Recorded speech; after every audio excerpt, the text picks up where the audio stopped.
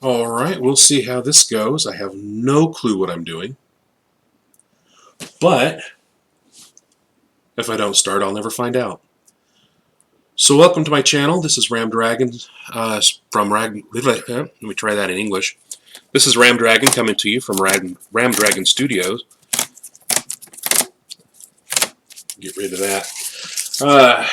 So what's going on? Well, I've been wanting to do an Inktober, or actually just any Twitch, really, for a very long time. I started my YouTube channel last year. I haven't posted anything for 10 months. It's time to post something. Anything, really. So, October 1st, as you all know, Inktober. So, let's get started.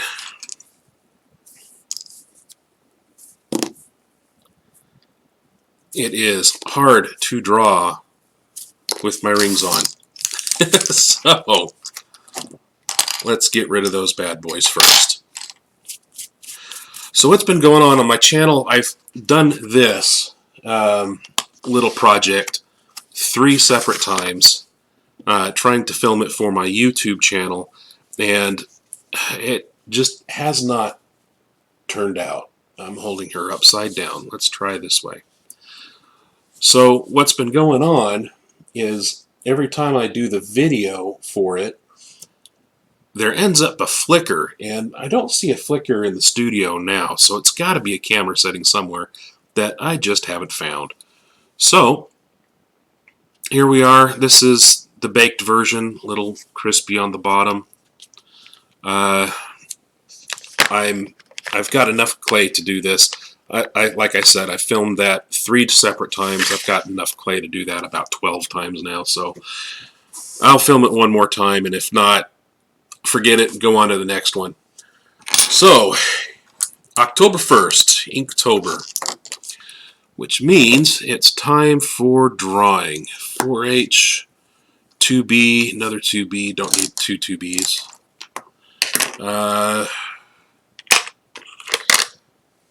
I only got a little bit organized before I started. I should have gotten more organized. Silver, I need that for later.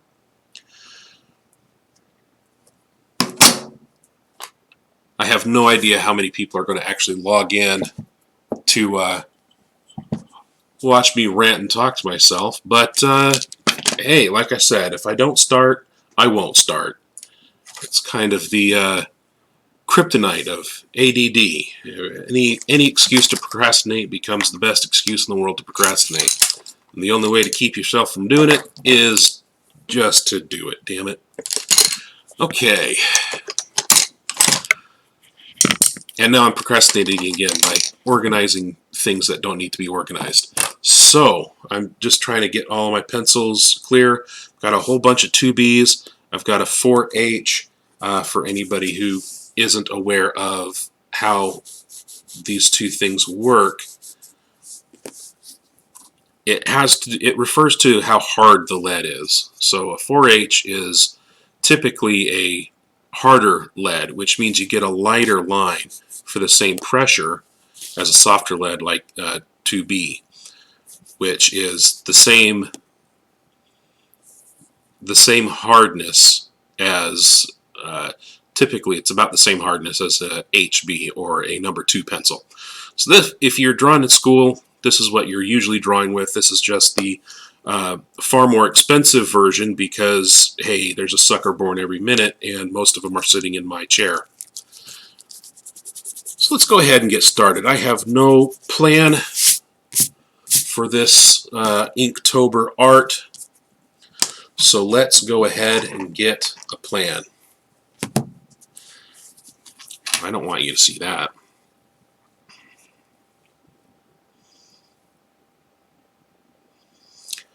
Alright, here's a app that I use called What to Draw. I would like to use Jazzy Art. His new app that's out looks fantastic, looks wonderful. Not ready to pay for something I can already get for free. So let's do, I know Inktober is supposed to be an inking challenge, and I'm usually ink challenged myself. So for this Inktober, I think the biggest challenge for me is just to get to drawing. Now they say every artist has 1,000 bad drawings in them, and I've been drawing for 25 years, and I don't think I've quite hit my 1,000 bad drawings yet. So October's a great time to get those things out. Let's go with the medieval fantasy. Maybe if it'll open. I haven't actually read this yet.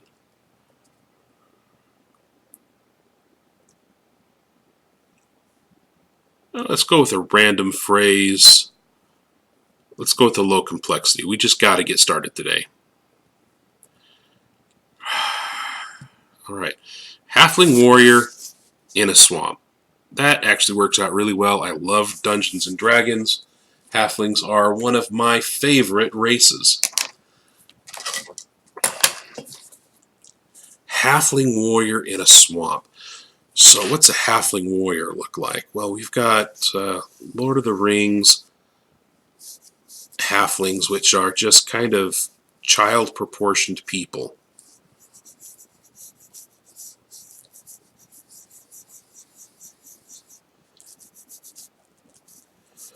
Let's give this guy a warrior pose. Let's say he's stepping up on a stump.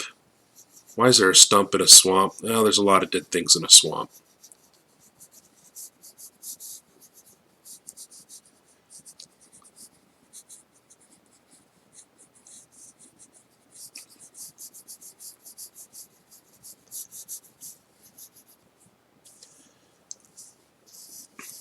Well, what's he doing in a swamp? That's a good question. What is this guy doing in a swamp? And every picture tells a story, so I like to kind of come up with a story as I draw. And again, if you're just joining, I don't see anybody in my channel yet, so nobody's joined. But this is going to go to my YouTube channel as well, so I suppose it's better to talk and sound annoying to myself than to not talk and have, you know, an hour of silence on YouTube. So if you are watching this on YouTube, probably not going to get a very good tutorial out of this because, as my profile on Twitch says, I'm an artist, just not a very good one.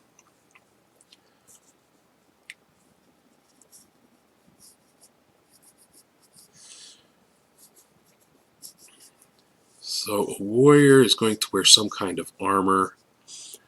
Let's finish working out this pose before I get ahead of myself.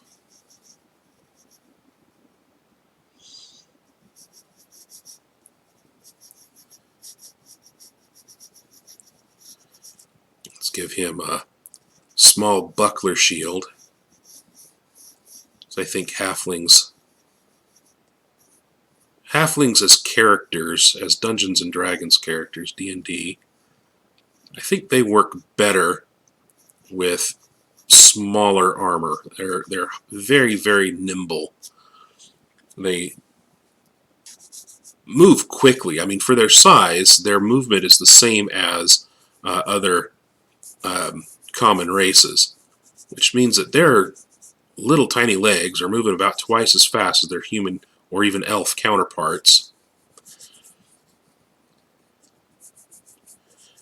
Let's make this foot go up a little bit and probably flex over the top of a stump just a touch.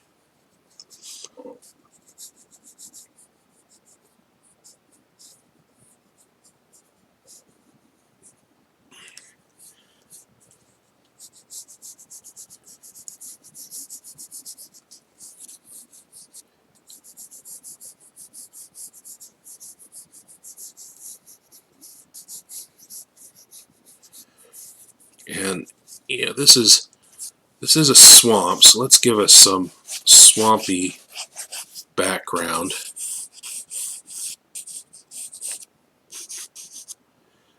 things hanging down from the trees. We've got branches coming out with bows and boughs on them that are weighted down by this kind of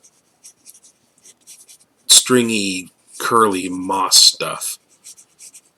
I'm down here in Houston. A lot of times I spend on the road driving through bayous, or I go to Louisiana when I head east. I'm not very far, only a couple hours from the Louisiana border. We get a lot of the same kind of tree invasive mosses up here as you do over there. And I don't know what this gray moss is. It always looks like it's dead, hanging off of trees. This stuff can't be dead because it's always there. If it was dead, it would just kind of eventually rot and fall off the tree. But it doesn't seem to harm the trees any. And it's kind of interesting to look at. It's got this, like I said, it's got kind of a curly texture to it. And it just hangs impossibly low. Okay.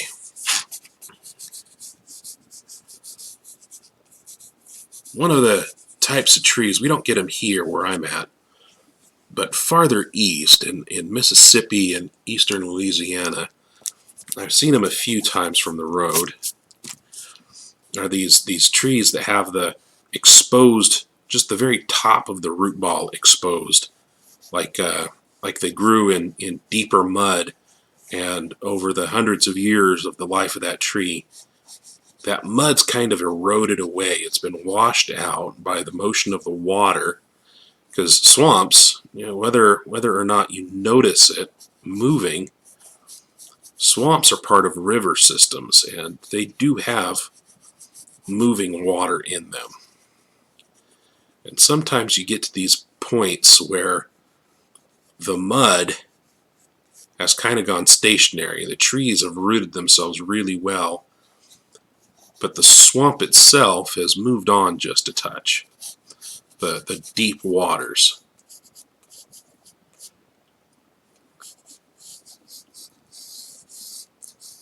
And give ourselves some more branches out here. This tree back here is going to be a little more dead. It's still going to have a little bit of life to it,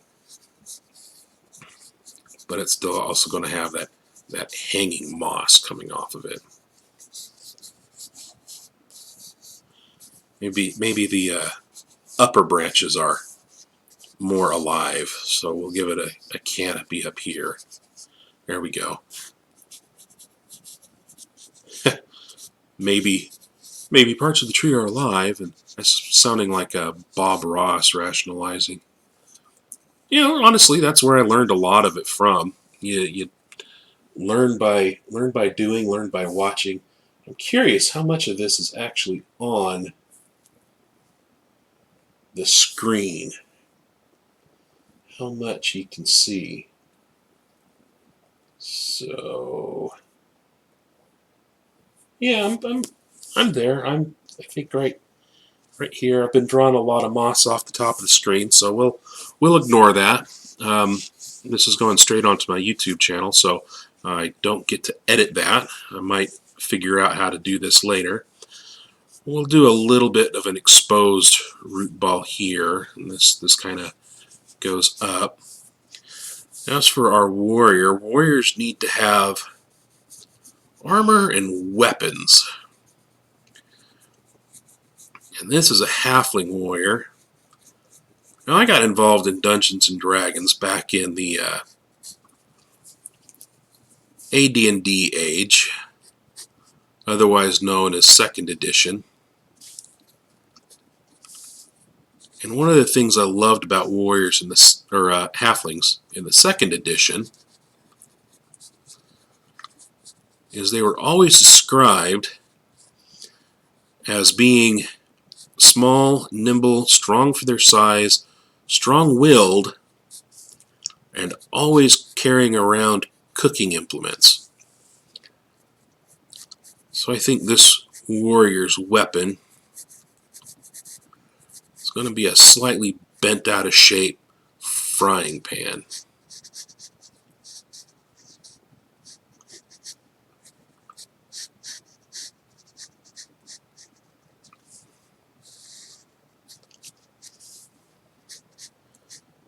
bent out of shape because he's whacked a lot of things with it.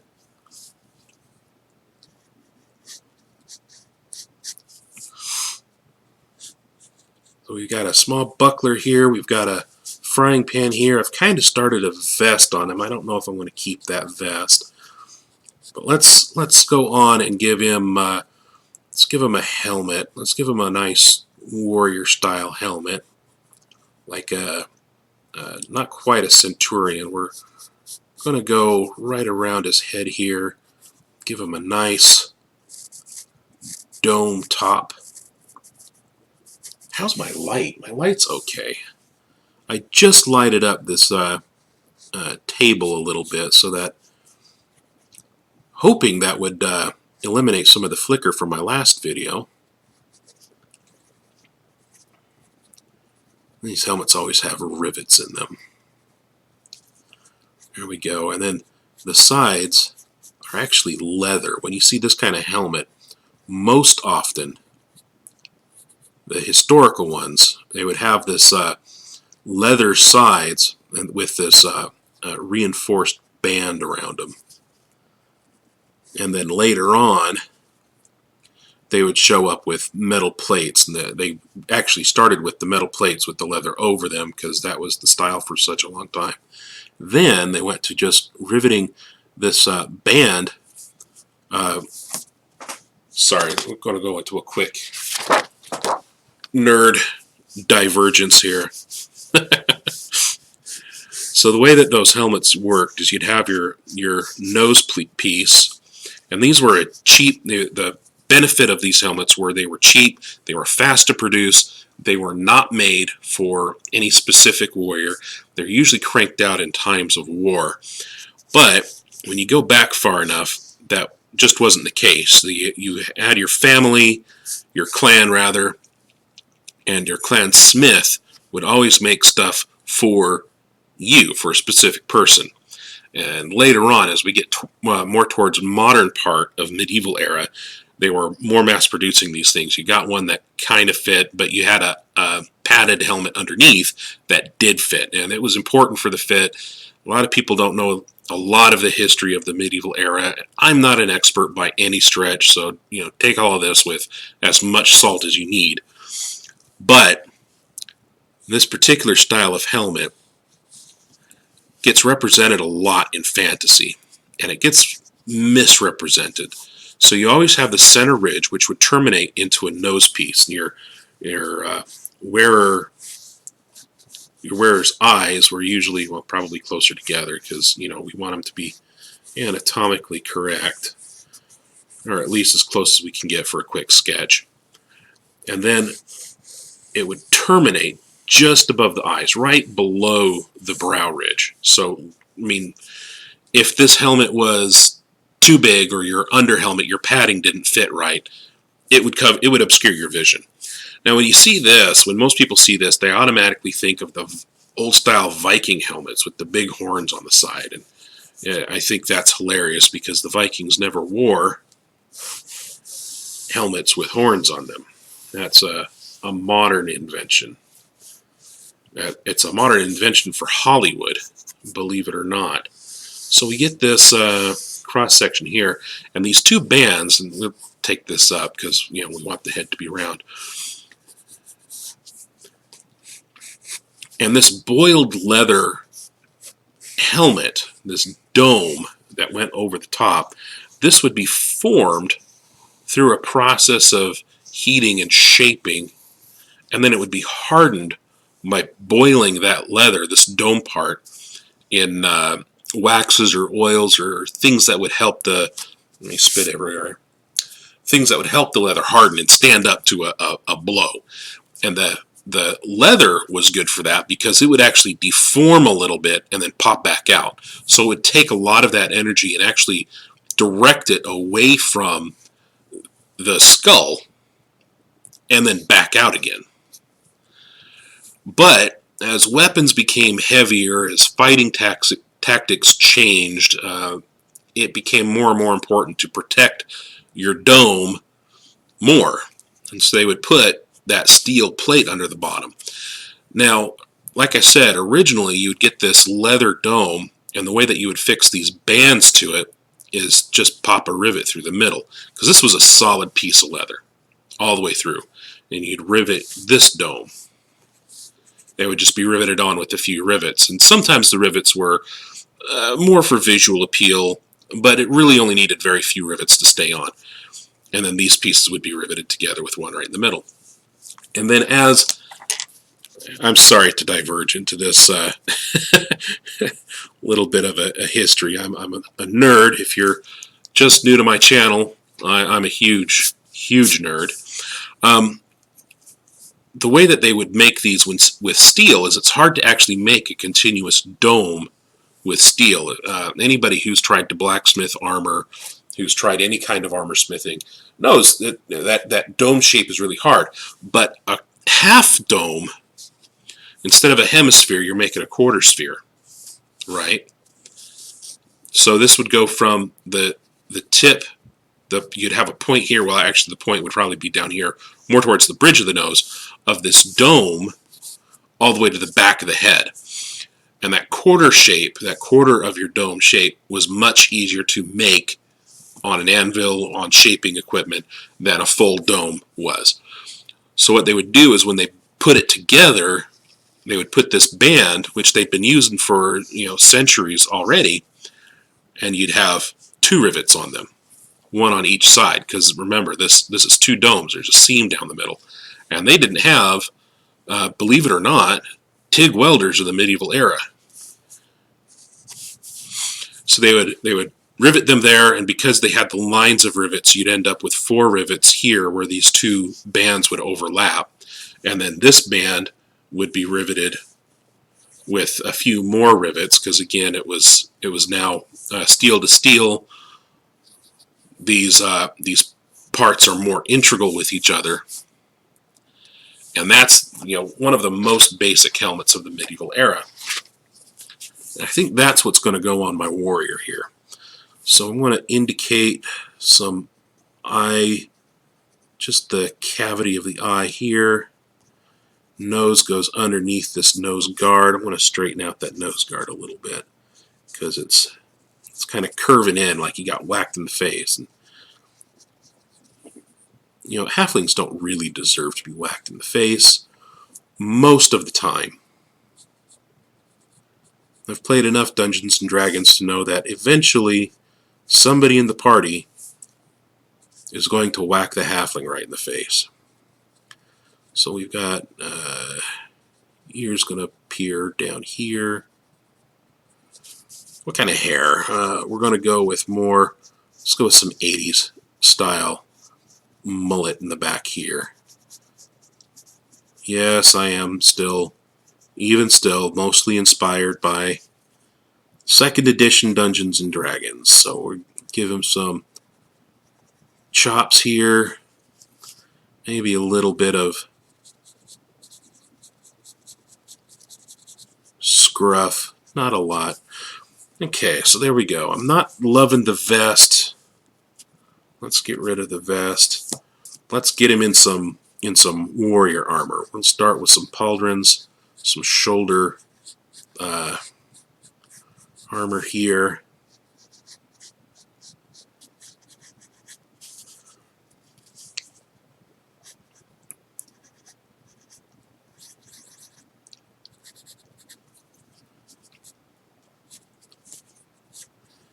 And we'll wrap that around its chest. There we go. So we've got a good beginning of a halfling. I think when a lot of people think of warriors, they're more prone to think of barbarians. Barbarians always have these huge furs on them. So let's give him a fur. That's going to suck in the swamp. Give him a little bit of a fur mantle here. It's not going to go very far. We'll compensate by giving him, let's make these pauldrons leather but steel reinforced. Give him some bare arms. Yeah, I think that works. That pauldron here, leather. Let's give him an otherwise bare chest. And leather pants, that would suck in the swamp too. But maybe he wasn't equipped for the swamp. I mean, this is an adventuring warrior, so he's probably wasn't even aiming for the swamp. Poor guy just ended up there, and his leather pants are just clinging and rubbing and chafing, and this poor guy is going to be in a really bad mood. I feel bad for any troll that gets in his way. So we get the fur-topped boots on. There we go. The He-Man style boots. And this one's going to be in the water a little bit. What kind of stuff do we have growing in our swamp? We got lily pads, because there's always got to be a growth of lily pads somewhere in a swamp. And I think maybe over here we'll get a pair of crocodile eyes, just barely over the surface. You see them going through the water. They get this V-shaped wake going. There we go. Give them some shading here. Let's get a little more specific. That's a good point. I'll just go with it. Now, softer leads, like my 2H here, they're much better for making darker lines. I imagine most people who have been drawing for a while already know that, but you know, I never know what people expect to hear on this type of stream. So I usually end up oversharing, and if I'm oversharing for your taste, I apologize. If I'm not, then you probably think I'm a genius, and you'd be right. I should shut up before I get myself in trouble. Here we go.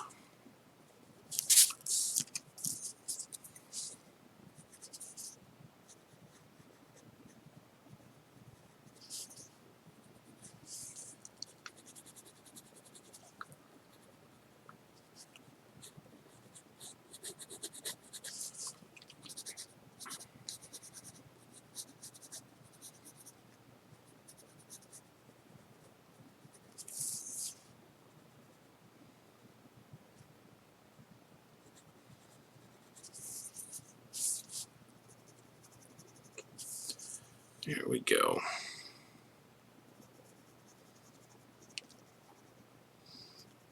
Since we're bare-chested, we're going to have a collarbone indicated here, and maybe a little bit more of a definition in the neck,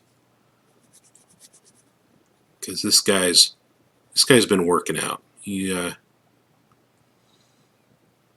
works hard for his money. He probably works hard for a lot of other people's money.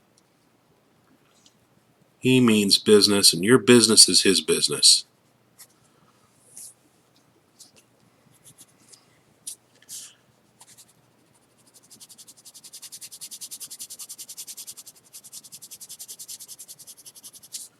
Now this is going to end up being a kind of quick sketch. I don't want this video to be too long. Like I said, I've spent several months hemming and hawing over what my next video is going to be for YouTube, and I ended up not making any videos for a very long time, and just started getting back into trying to do that, and came up with this flicker in my camera that I haven't been able to isolate and get rid of. So here we go. There's a nice stump. Let's give this bark some texture. So I really, like I said, today is October 1st. It's the first day of Inktober.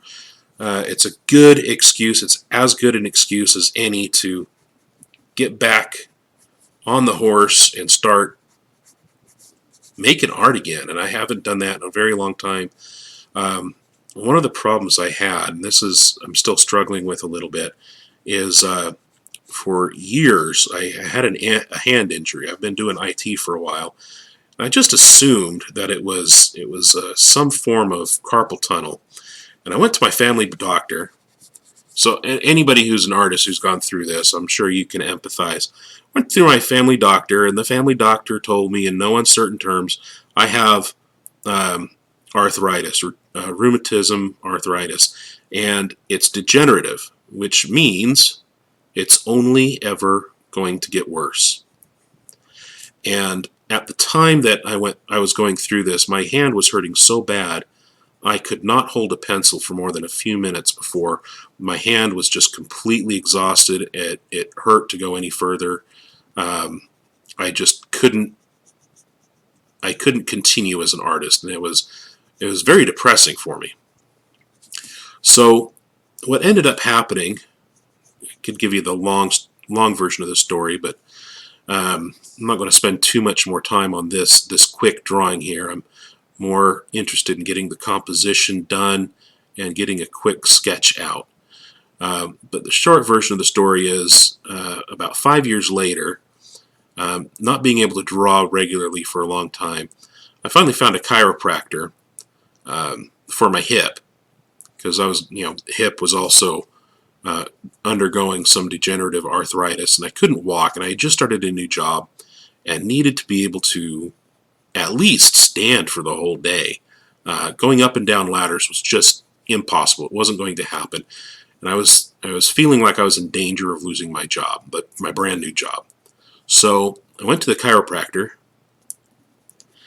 and he told me I had a stressed hip muscle, that there wasn't any arthritis in there at all that he could detect.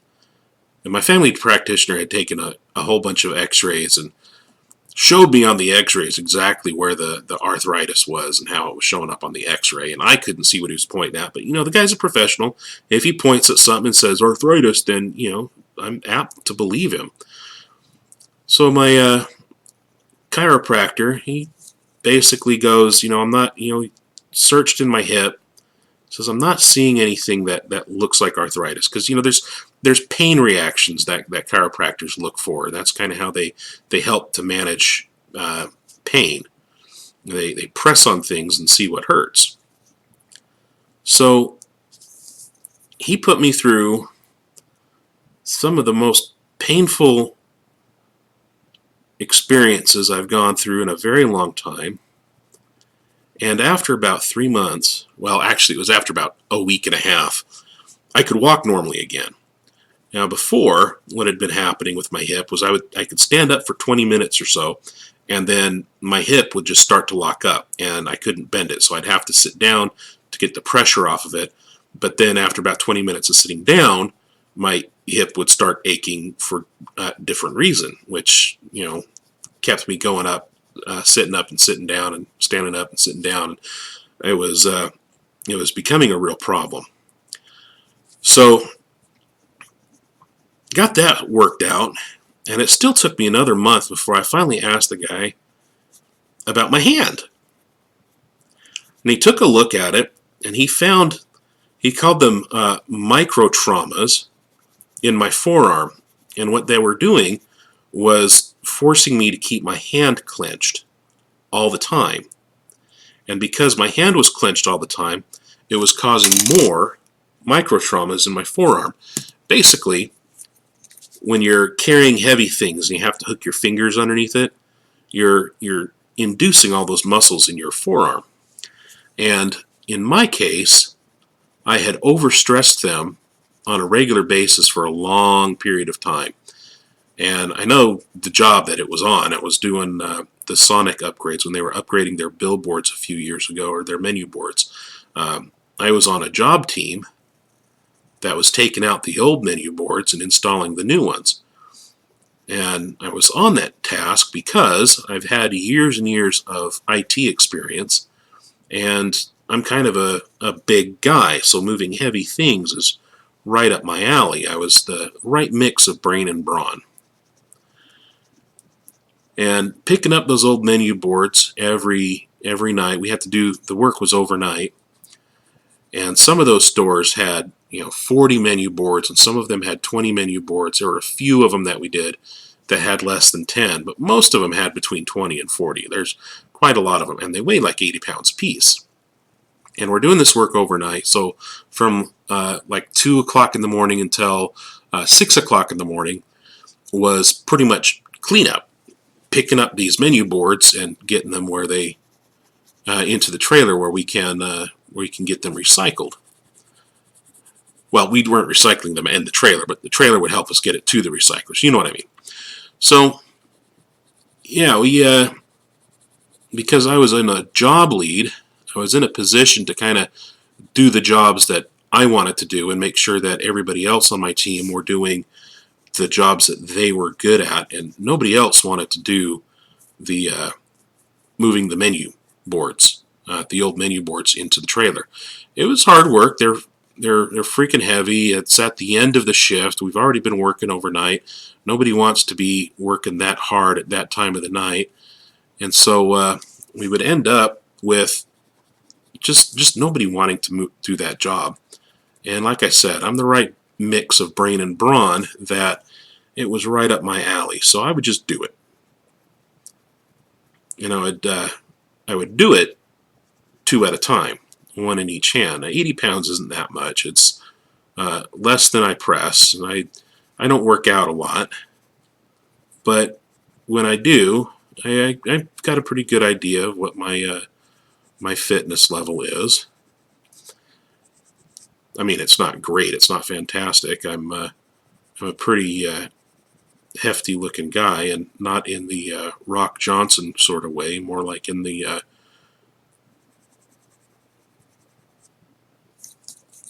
bowl of Jello sort of way. So, but that's what I would do,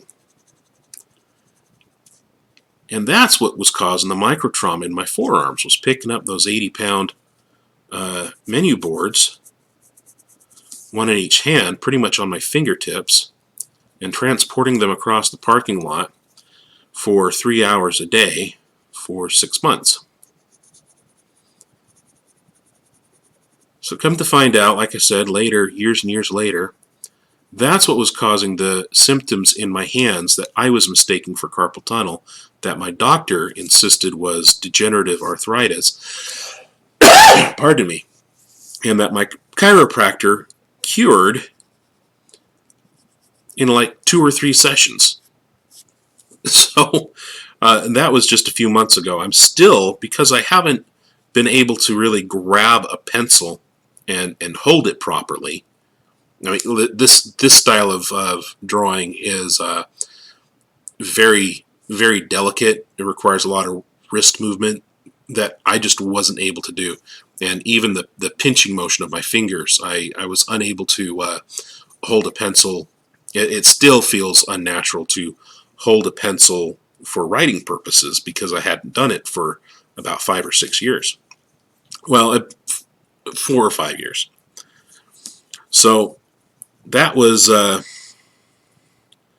that's kind of what's been going on there.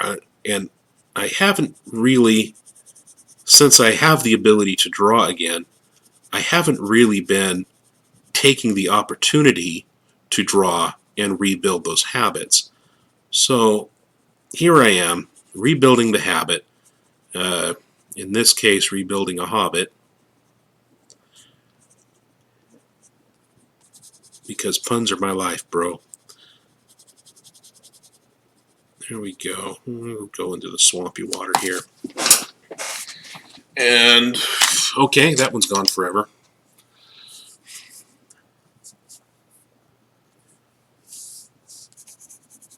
Let's give our swamp a little bit of shading here. So this is more what I expect out of a 2B. The other one must have been mislabeled. It felt more like an H than a B. Here we go. Let's get some hard shadows in here. We'll get some hard shadows in here. So anyway, I don't expect to really do any inking on this one. I know it's Inktober. It's supposed to be your best drawings inked, but I figure, this really started as an artist's an artist challenging himself, and a lot of other artists have picked up the challenge and have moved on with it. And I think it's more important for me to challenge myself uh, generally rather than specifically. I need to get back into the habit of drawing. So this is going to be more like a Drawtober. But because it's Inktober, I'll do it every single day, just like anybody who follows Inktober does. And I'll try to do one of these every day, and I try not to make them very long. What am I going on now?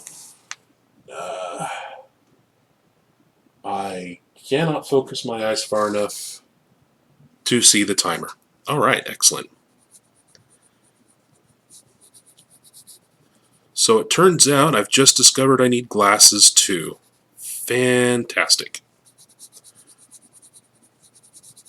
I've never set, like I said, I'm getting back into the habit of drawing. I'm realizing now I never set a light source. I've just been kind of generally shadowing straight down, and those are bad habits. So let's consider a light source over here, kind of behind him. Get him kind of darker side of this pan with a little bit of rim lighting. There we go. That's going to put most of his face in shadow. His hair's, let's make his hair darker.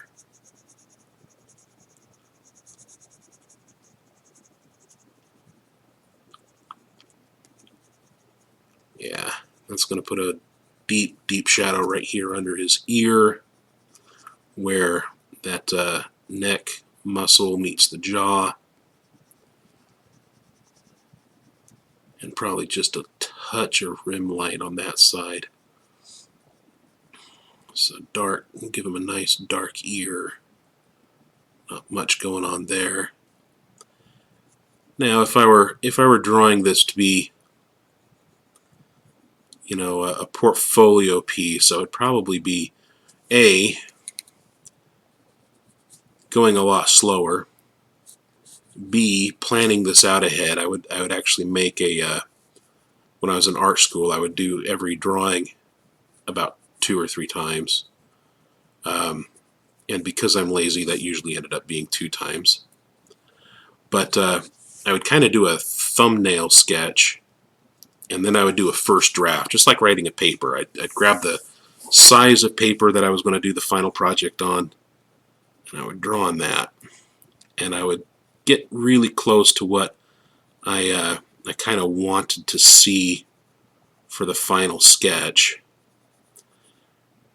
But I would use that one to make all my mistakes on. The things that I would want to do differently when I did the final project. There we go. This is going to be darker under here because fur really absorbs light. Darker on the front, lighter on the back with a little bit of a rim. Shadow on the metal.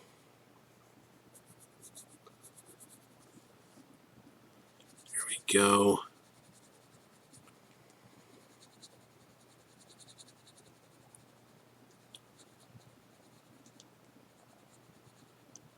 There we go.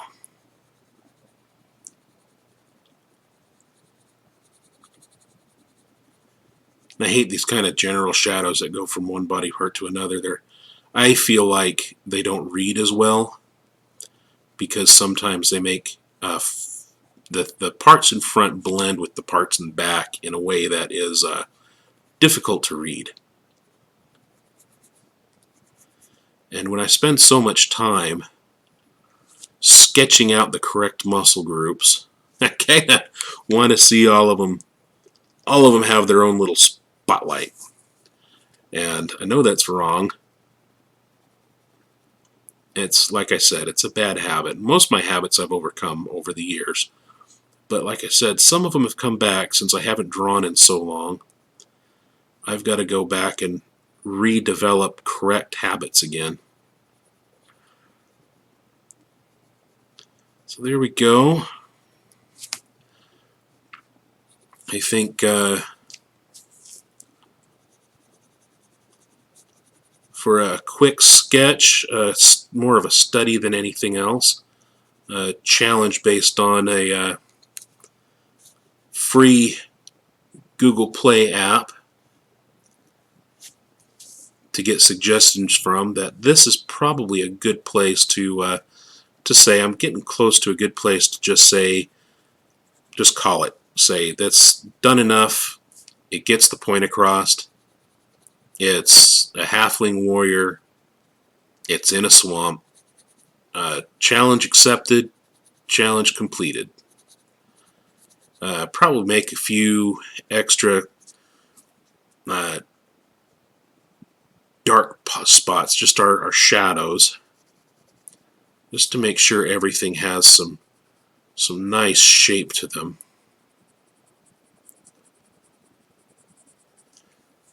Nice dark boots.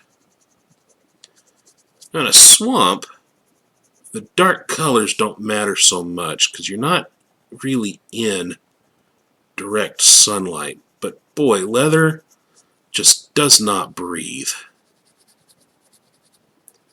You gotta really watch out when you're wearing leather, and it absorbs so much moisture.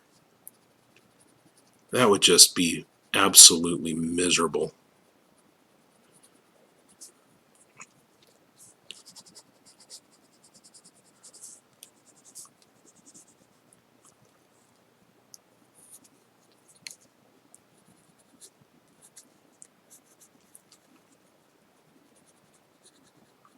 There we go. And I think I'm going to call it right around here. I'll probably end up coming back to this later on today just to finalize some different shapes and shadows.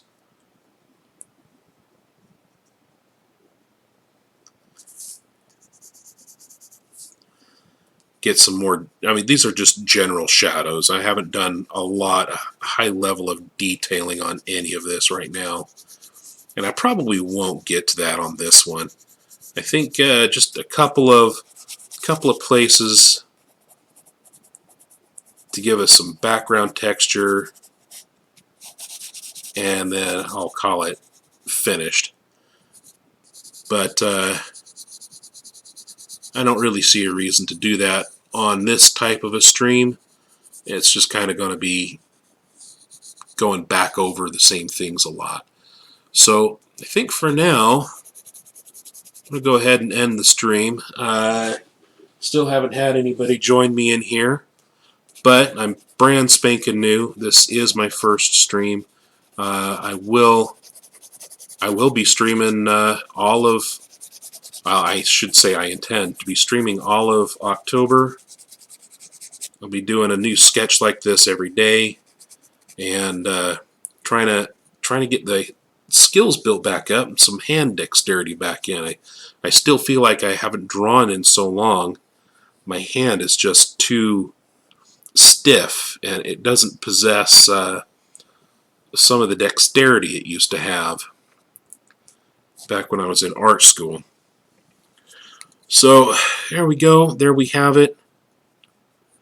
Halfling warrior, little nose shadow. Let's get our mouth back in there so he doesn't look mute. And that side of his face is going to be a little bit darker than the side facing us. But his helmet has to cast a shadow. There we go. Alright, so there we have it. Thanks for, if you're watching this on YouTube, thank you for tuning in and watching. And if you found me on Twitch, Ramdragon on Twitch, and watched this on my channel, thank you for coming in and watching this on my channel. Look forward to seeing you later. If you find me on the Tweeter, I am Ram Dragon Art and Games on Twitter. Please come and join me. You'll get a warning before I start drawing. I'll try to send out as much warning as I can get. Today I think it was only 5 or 10 minutes. It wasn't too much, but it didn't need to be. I didn't expect anybody to come into the channel and join me because, you know, I haven't done this before, and I just don't have. Honestly, a lot of the people I know are in grade school. I teach a primary class at my church, and that's pretty much the limit of my socialization right now. It's kind of depressing, but that is what it is, and there you have it. I'll probably end up going in and creating some darker shadows, just a general shadows back here. Yeah. Now this would have been a good one to do as a charcoal study, which I might do at some point this month. I set myself up to do a big giant charcoal study on newsprint. Those were always fantastic exercises. I enjoyed doing them in school, and they're great ways to get your practice back. And that is definitely one of my 1,000 bad drawings. Thank you very much for joining me. I'll check out now and hopefully see you again tomorrow.